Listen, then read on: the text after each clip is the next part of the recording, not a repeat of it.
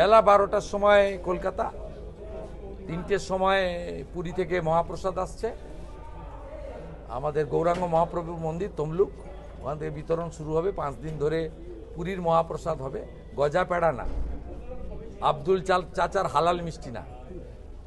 আর বিকেল 4টার সময় ইস্কন মেছেদার রথযাত্রা, 1 লক্ষ লোক নিয়ে। এছাড়া আপনি আগে বলেছিলেন যে আপনি আমার মাসির বাড়িতে রথ যতদিন থাকবে গোটা বাংলায় ডাক আছে, সে মালদার মথুরাপুর মানিকচকেরও ডাক আছে, দুনিয়ার ডাক আছে, হুগলিরও ডাক আছে, সব জায়গায় ডাক আছে। অতএব আমরা বরাবর করি, নতুন করব। হালি হিন্দু সাজার জন্য মমতা কি করবে তার খবর রাখুন।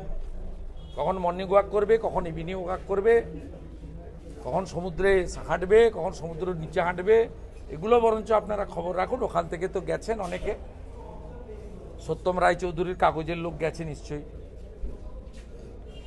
আম্বানি আদানিদের কাগজের লোকরা গেছে, তারা সেখান থেকে বলবে, অসুবিধা। এই যে বাংলাদেশিদের বারবার হেনস্থা, এটা কি নথির সমস্যা? তারপরে আরেকটা কাগজ আছে, কাগজে লেখা থেকে ভগবান ছাড়া কাউকে ভয় করবেন না, যে মমতা ছাড়া কারো চটি চাটে না, তারা তো আছে, লিখবে বড়। এই যে নথির সমস্যার জন্য ফ্রন্ট পেজে লিখবে, দিদি হাসিলেন, দিদি কাঁদিলেন, দিদি হাঁচিলেন,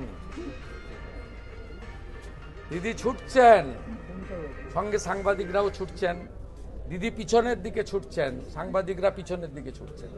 এই যে নথির সমস্যা